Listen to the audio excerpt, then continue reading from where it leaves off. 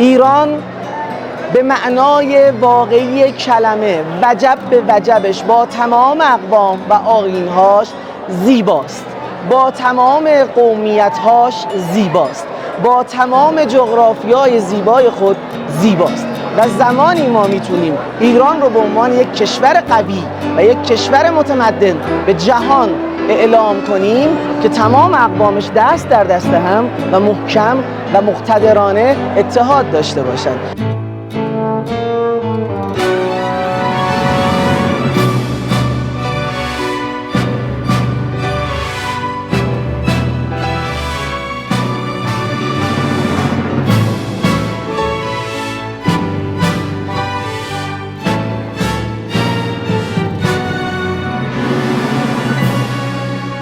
قومیت کهن بختیاری، قومیت سلحشور بلوچ میهمان قشقایی هستند. ما انسجام، وحدت و یکپارچگی اقوام را استقبال میکنیم.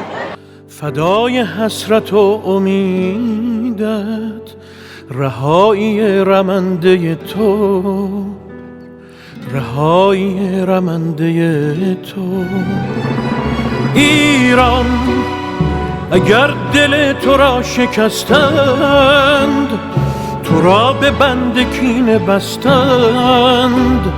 چه عاشقان بی نشانی که پای درد تو نشستند، که پای درد تو نشستند.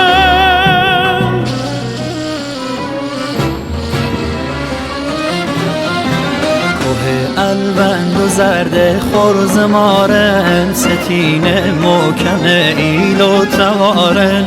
همه دونن دماوند و دناک و در افتا و بشون سردیارن.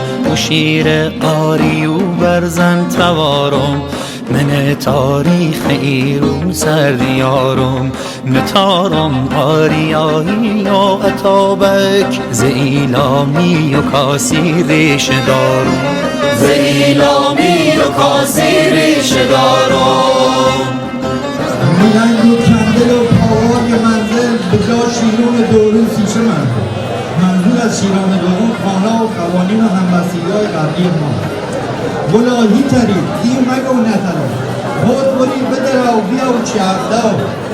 وقتی با یک بوی دست به یک دادر چندی آسون، ولی وقتی با یک بوی رونده به دشمن چندی آسون.